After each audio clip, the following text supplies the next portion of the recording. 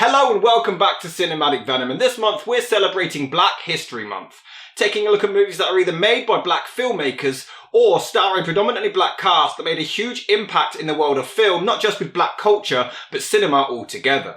That being said, let's talk about N.W.A. Straight Outta Compton. N.W.A, the not Caucasians with attitude. A revolutionary rap group that really changed the entire course of hip-hop for the decades to come. Even if you're not a rap fan, you most likely know who Dr. Dre and Ice Cube are. They were iconic. So naturally, a feature film was going to be in the works. Better late than never.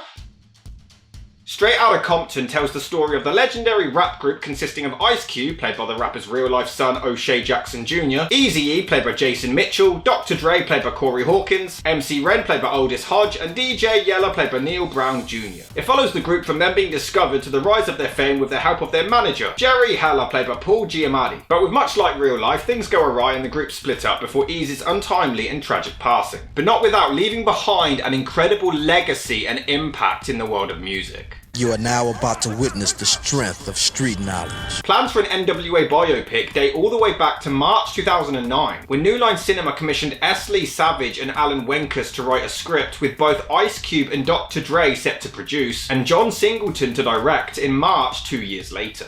Unfortunately, Singleton dropped out of the movie that September, and Craig Brewer and Peter Berg were considered to replace him until F. Gary Gray was selected. The spelling of his name confuses the hell out of my autism. F. Gary Gary? F. Gray, Gary. Am I dyslexic? Shut up! Who had previously worked with Cube and Dre on Friday and Set It Off respectively, as well as several of their music videos. Selecting the actors began in 2010, which expanded to an open casting call in 2014 in order to find the right star for each role, through which they scooped up Hawkins, Hodge and Brown. Eazy-E's own son actually auditioned to play his father, but this didn't work out, and though he was upset at first, he eventually did get a job as an acting coach throughout the duration of filming. Yeah, you're but can you come and show these other guys how to act, please? Get out of here. In fact, O'Shea Jackson Jr. had to prepare for the movie for over 2 years, as Ice Cube didn't want to cast his own son out of nepotism and wanted to be sure that he was right for the part. However, a casting call for extras commissioned by the production caused a lot of controversy. The call was said to be looking for African American girls using an A to D ranking scale, with A denoting quote-unquote classy women of all skin colours, whilst to the B through D categories were explicitly linked with skin tone. As the women got less attractive, the casting team wanted the women's skin colour to be darker. The lowest casting description read, African American girls, poor, not in good shape, medium to dark skin tone. Jesus Christ! I don't trust you, motherfucker. The casting strategy was universally and rightfully accused of colorism, sexism and racism, with the casting agency itself claiming that the ad was an innocent mistake, and responding to the criticisms by saying, it's the usual method we use to look for different types of people for any project. It wasn't meant to offend anyone. Yeah. Filming began in Compton on August the 5th, 2014, but it wasn't easy. 7 days into filming, a drive-by shooting took place directly in front of the cast and crew, where a group of men flashed gang signs at a passing car, and the passengers opened fire on the group. Thankfully, no one working on the film was hurt, though one other person near the set was shot. Despite this, filming still continued in the area after the incident. Art imitating life, I guess? Or is it life imitating art imitating life? Shut the up! In addition, on January the 29th, 2015, Suge Knight, who was portrayed in the movie, was involved in a hit and run that left one man dead and another hospitalized. The incident occurred after an argument on the Straight Outta Compton set, where witnesses claimed that Knight followed the two men to a burger stand car park and that the collisions looked intentional. The argument which spurred the incident was reportedly due to Knight being angry about his depiction in the film, and that he had not been compensated for his portrayal. He even reportedly sent threatening text messages to F. Gary Gray, though Gray himself would deny this. Knight eventually pleaded guilty to voluntary manslaughter and was sentenced to 28 years in prison in October 2018. So to prove to the filmmakers that he wasn't a crazy maniac, he deliberately ran over someone with his car.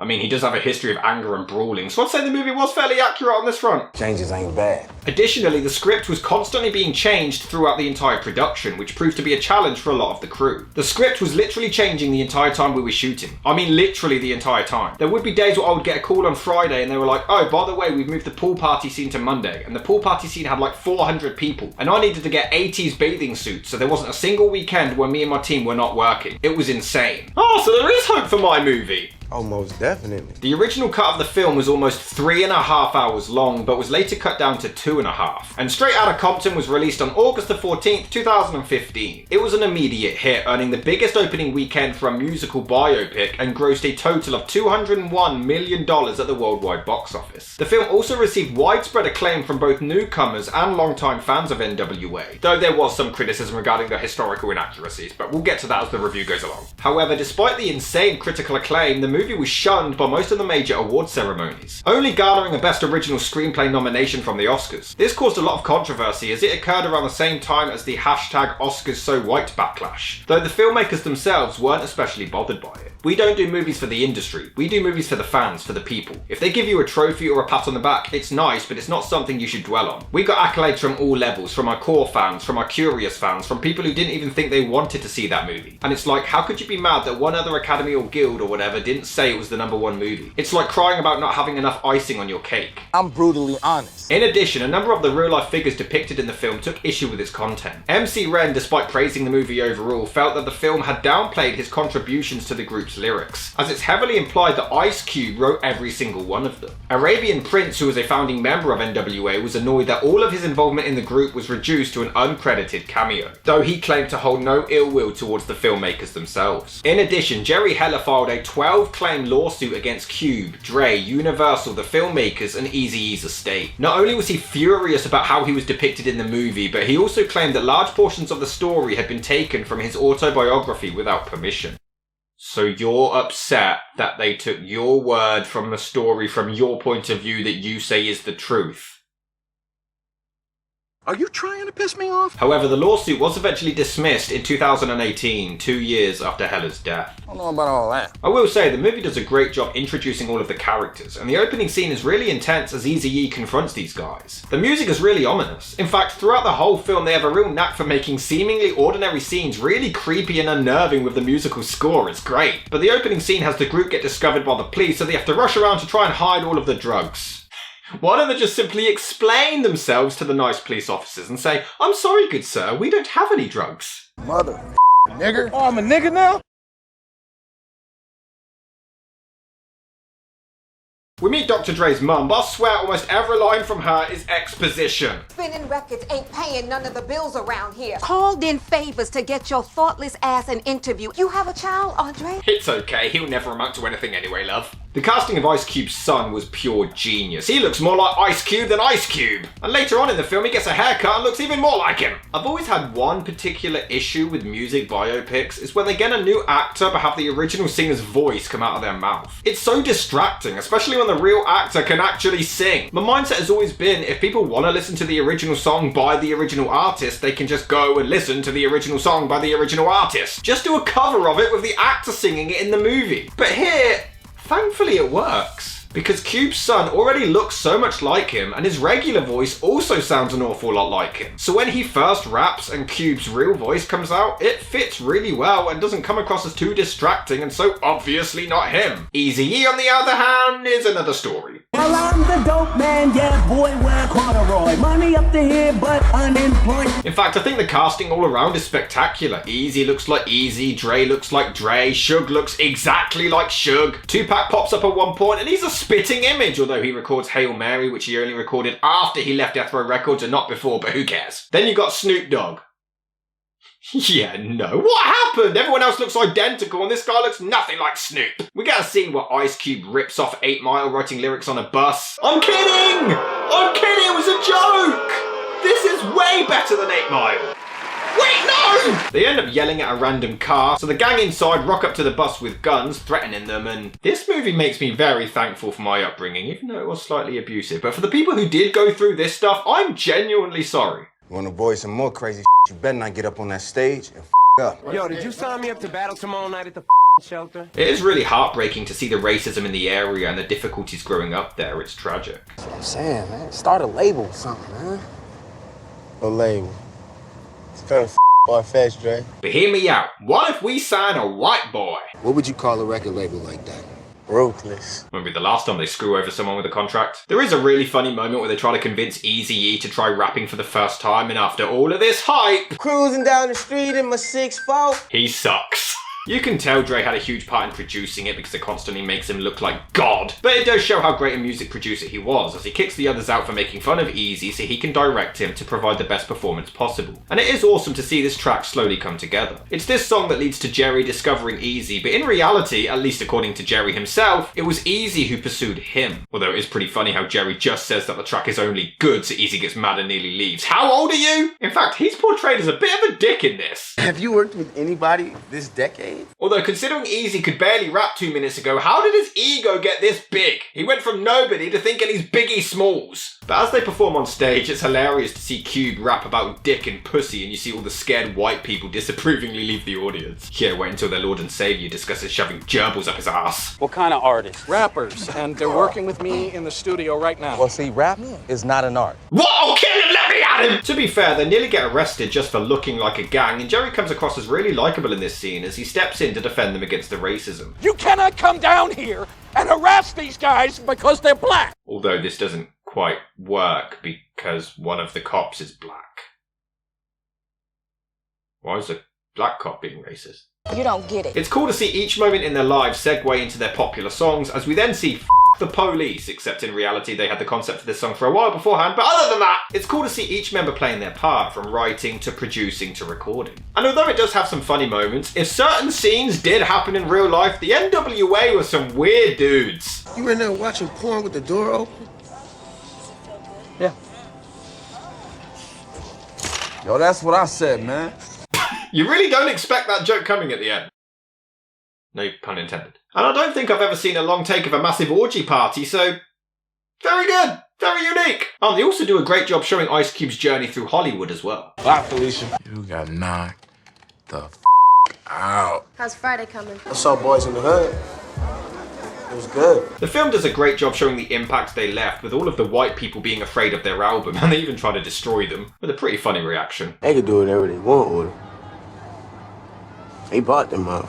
There's a truly heartbreaking scene where Dre finds out that his little brother has died. This is tragic and one of the first scenes shot. Apparently after the second take, the real Dre had to leave the set, and I don't blame him. The performance is incredible as Dre blames himself for not taking him on tour with him, and I won't lie, this made me cry my eyes out. Straight Outta Compton made me cry. Me too. I also can't help but notice just how relevant it still is in 2025. They get threatened and arrested for lyrics. Mean words are mean, cuff 'em boys! But Cube being Cube says F it and performs the song anyway. I love Giamatti's performance in this as Jerry. Not only do we have to like him from the start and then he progressively becomes more and more of a dickhead throughout, but you can tell he always tries to keep the group in line, but then you can also tell he secretly is really into all of their antics. Yeah, F the police! Help, please! The movie portrays Ice Cube as leaving the group over a contractual dispute, although Hella's autobiography claimed that it was the group themselves who voted him out, as he was always complaining about the lack of financial compensation. Don't worry guys, it's not like Ice Cube will amount to anything on his own anyway. I just want you to understand there's not a lot of money in this solo play. Yeah. You know, the fact is, Ren is as good a writer as Cube. Maybe even better. So Cube records a solo single, but the record label dude refuses to pay him, so he wrecks his office. And apparently this totally happened in real life, and I believe it.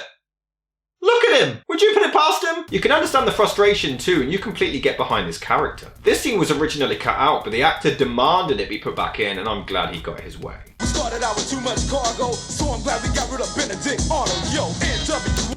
Benedict Arnold. Are they trying to say that you're like a traitor? Well, yes.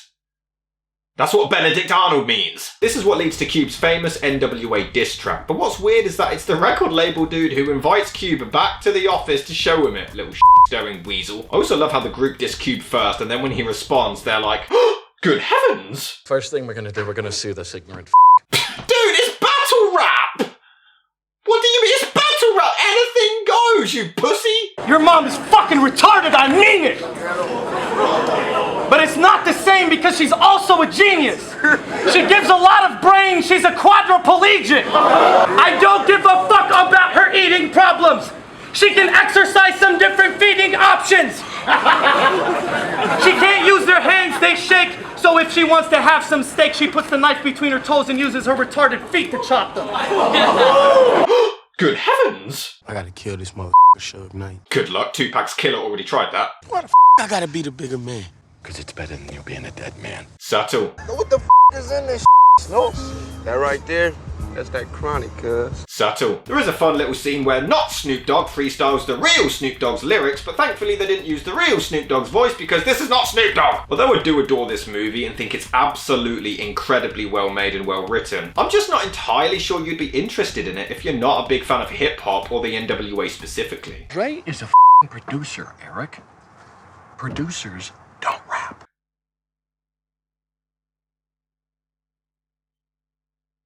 Oh, and just in case you forgot how gosh darn amazing Dr. Dre is. You're the artist on the record. Who produced it? I did. Okay. Then who mixed it? Come on, man. I did. Although, why the hell did they rip off the Terminator theme? In Straight Outta Compton, there's a really weird scene where Eazy looks at a billboard for the Dre album The Chronic and starts crying, but in real life he owned part of Dre's contract still. So he fully got paid for the album and admitted he didn't care if Dre even dissed him as he was getting paid for it anyway, so why the hell is he crying? In fact, the whole fallout in the movie is just that Dre left silently, but in reality they exchanged a hell of a lot of diss tracks towards each other. I guess we can't show that because then it shows that Dre isn't such a nice guy. They also left out all of the domestic abuse charges against him. But it is heartbreaking to see this once great group of friends now being a mess, all broken up and going their own ways. Although there is a weird scene where Dre has a few drinks and almost comes across as a sexual predator. Good night. Oh, whoa, really? Good night. You okay to drive? No, look at you. Good night, Andre. See. Dude, she said no! Leave her alone! Although Dre then takes on an entire gang by himself. Dre, you're not fooling anyone. This didn't happen. He also thinks he stood up to Suge Knight. Really? That motherfucker's huge! But it is really sad as Eazy finds out the truth about Jerry, realising that his friends were all right. Sometimes we've got to find out the hard way, man. The performance is so good as he slowly deteriorates and we start to see his true colours. Although I do love how Eazy just coughs randomly in normal conversation to show us that he is in fact dying. Otherwise it looks fine. You look lousy, man. Does he? They decide to reunite, which in real life kind of did happen, but Dre never agreed like in the movie. Once in the studio, Eazy has become really likeable, trying to get everyone back together again before collapsing. I'm sorry, Mr. Wright, but you've tested positive for HIV. But I ain't no faggot. You laugh too, don't lie. But his performance is incredible as he realises he only has 6 months left to live. This is devastating. Dre visits him in hospital and speaks to him during his coma, and the acting is tremendous. He tries to bring light to the situation but can't help but break down saying his goodbyes. Everyone shows up at the hospital except in real life DJ Yellow was the only one out of the entire group who actually went to his funeral. You guys were dicks. This is bullshit. The movie also suggests that Eazy was going broke by the end of the film, which really wasn't the case. It's estimated that at the time of his death, he actually still had around $30 million in the bank and still had major acts such as Bone Thugs and Harmony under contract. It is tragic when he dies, knowing what a huge buzz he helped cause in the hip-hop world. And the film ends with Dre setting up the Aftermath record label, before we see some cool clips of the real people between the closing credits. The movie is honestly spectacular, and I'm not surprised it's in the 1001. Perfectly acted, cast and adapted. Some things are obviously exaggerated from the real life events, but you expect that for cinematic purposes. It's incredibly well written, paced and produced, and it's a fantastic story of a legendary rap group.